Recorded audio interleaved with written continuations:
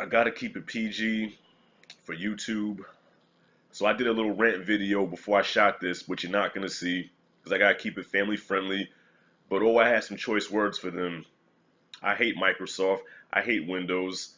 I really hate you. Hate is a strong word. If there's a word, is there a word stronger than hate? Loathe. I loathe you.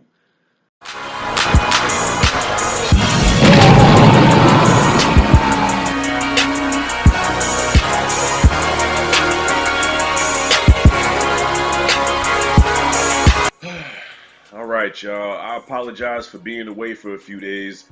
Thanks to the lovely people of Microsoft and Windows 10 and these mandatory updates, it messed my whole laptop up. Nothing really works right. I had to go back to the previous version that I had before the updates happened. And guess what? They said, nah, my brother, hell, you getting these updates whether you like it or not. So, anyways, my top 10 of 2017 is finally here. No thanks to Microsoft. Oh, I want to say it so bad. So number 10 is Detroit. I did not review this one because I didn't see this until like a few weeks ago because I've been trying to catch up on my 2017 movies.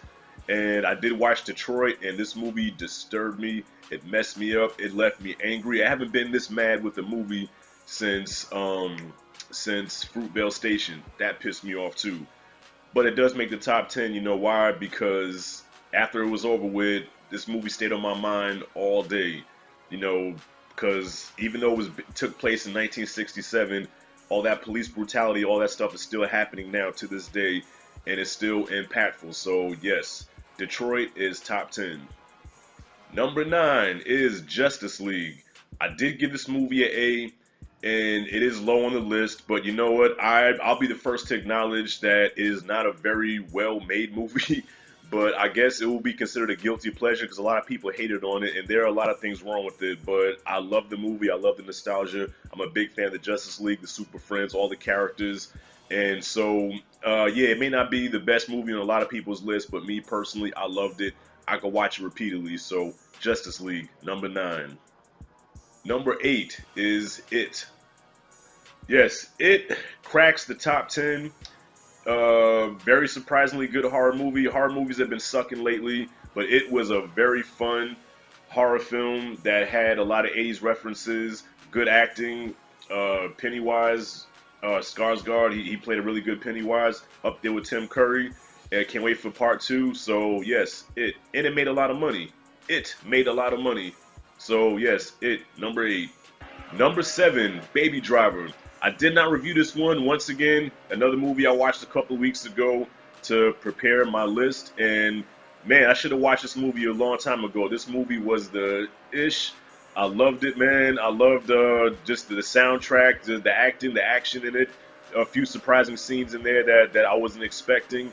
And it was kind of weird seeing Kevin Spacey after all the stuff that's going on with him. But look, I'm nobody's judge. You know, I'm not God. If he's in a good movie, he's in a good movie. All right, so yeah, Baby Driver, number 7.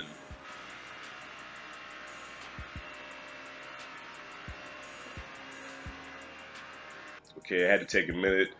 My apartment walls are like paper thin, so that buzzing you was hearing was the landscaping people. I guess they had to come inside the hallway and spray all the leaves and stuff outside. Yeah, I get exposed to that a lot. You just heard a little bit of it too. Anyways, where was I? Number 6 is Get Out. Another one of my top movies this year. I loved it, man. There were so many deep messages in this movie. And like I said in my review, man, I'm like, it's amazing that white executives let this movie get out because there's a lot of like really deep stuff on here, man. So, yeah, Get Out, number 6. Number 5. I'm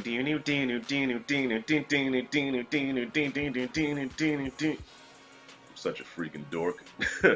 Yes, Wonder Woman, my new love, Gal Gadot. I feel like a traitor because at one point Scarlett Johansson, Black Widow, was like my first love, and then Gal Gadot comes into my life, and now I almost forgot about. Now I feel like Scarlett Johansson is a side chick almost.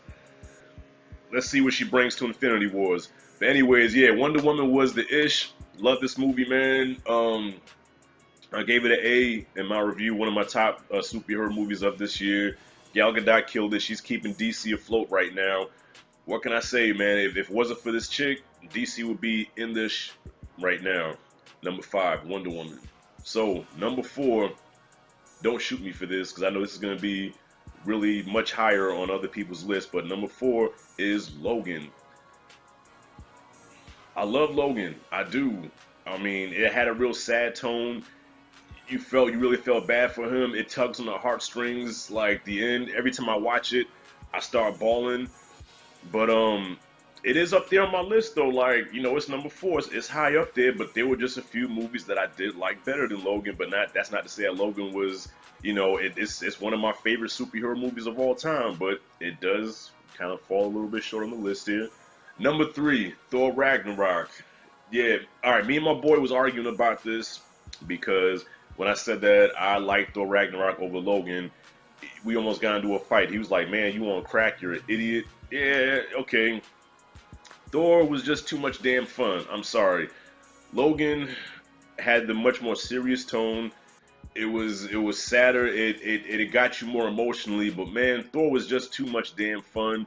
And when you go see a comic book movie, that's what I'm looking for, man. I'm looking to have fun, and it did have a decent story. The writing was pretty good, the acting was good, everything was on point. Only thing, like I said, I didn't like was the fact that my Hulk, they made him too cartoonish-like. But other than that, yeah, Ragnarok was damn near a flawless film. I loved it, and that is why it is in the top 10. It is number 3. So before I get into 1 and 2, I want to name a couple of honorable mentions that that easily could have made the list, but just didn't quite make the cut. But I do want to acknowledge them. So almost making the top 10 is Girls Trip. All right, Tiffany Haddish is the breakout star, man. She killed it. Funniest movie of this summer, but just didn't crack the top 10, man. But yeah, Girls Trip is definitely an honorable mention. The New Edition story, which wasn't even released theatrically. This is a made-for-BET movie. And especially if you're a New Edition fan like myself, the movie was just beautifully made. For a TV movie, I didn't have high expectations. I thought it was going to be like on the level of The Jacksons, The American Dream, or what's another biopic that was made for TV. I was even expecting like a Whitney Houston story type deal, but no. This is one of my favorite biopics ever. It's up there with Straight Outta Compton and Crush Groove. Yes, Crush Groove is considered a biopic of Russell Simmons. I don't care what you say. So yeah, New Edition definitely could have cracked the top 10. That's another honorable mention. Number 2, and this was hard to do, man. I flip-flopped them a couple of times. I'm like, damn, I even had to go back and watch them both back to back to see which one I liked more. They were neck to neck, man. But number 2, I'm gonna say War for the Planet of the Apes. This was another one that tugged on the heartstrings. Yeah, it's a slow burn compared to the other two, but I thought it was beautifully made, beautifully executed. It went in a different route than what you thought it was going to be. Like, if somebody did complain and say, well, it's supposed to be War for the Planet of the Apes, where's the war? And I understand your argument, but I like when a movie can surprise me, and being the fact that they went in a different direction, it didn't bother me at all. I thought it was interesting because I wanted to see where they were going with this, and I thought the payoff was good. I thought it was a good send-off.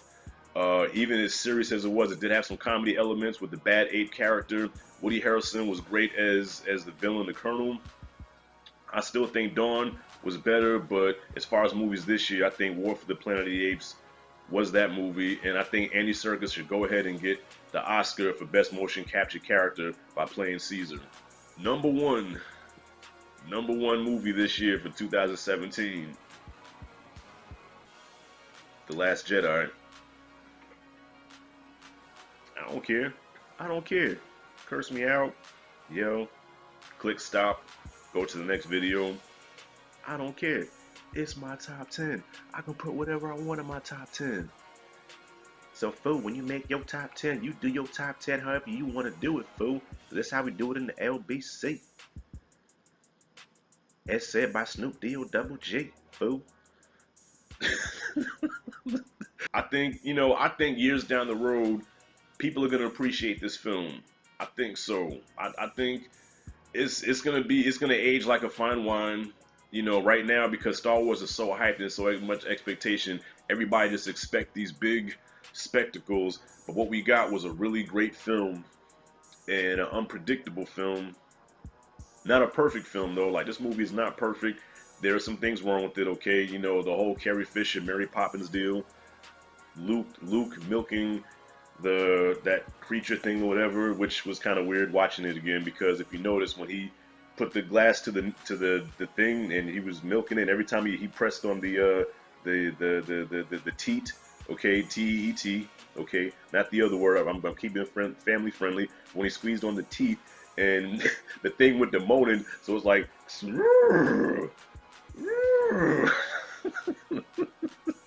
So yeah, that's my top 10. Last Jedi tops it off. So what do you guys think? What was your top 10? Please comment below. Comment freely.